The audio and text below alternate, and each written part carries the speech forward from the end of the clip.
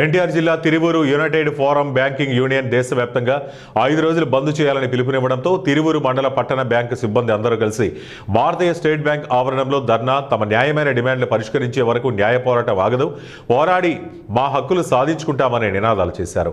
SBI ఎస్యుఏఎస్సి regional secretary బిఎల్హెచ్ Prasad మాట్లాడుతూ దేశవ్యాప్తంగా bank union ఇచ్చిన పిలుపు మేరకు ప్రైవేటు, ప్రభుత్వ, పర్మనెంట్ తాత్కాలిక సిబ్బంది కలిసి ఒక ఐక్యవేదిక ఏర్పడి స్టేట్ బ్యాంక్ ఆవరణంలో ధర్నా చేపట్టడం జరిగింది.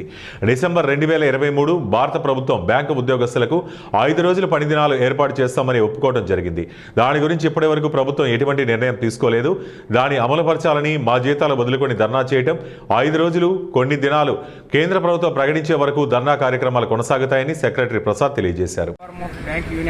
పిలుపు మేరకు అన్ని బ్యాంకులు, ప్రభుత్వ, ప్రైవేటు అన్ని బ్యాంకులు, అలాగే తాత్కాలిక, శాశ్వత ఉద్యోగులు అందరం కలిపి ఒక ఐక్యవేదిక ఈరోజు ఇక్కడ state bank Tiruvuru main branch ముందు ధర్నాకు చేయడం జరిగింది. ఈ ధర్నా గల మెయిన్ కారణం అందరికీ తెలిసిన విధంగానే డిసెంబర్ 2023 మనకి భారత ప్రభుత్వం ఇండియన్ బ్యాంక్స్ అసోసియేషన్ 5 రోజుల పని దినాన్ని అమలు చేస్తామని చెప్పేసి ఒప్పుకున్నారు.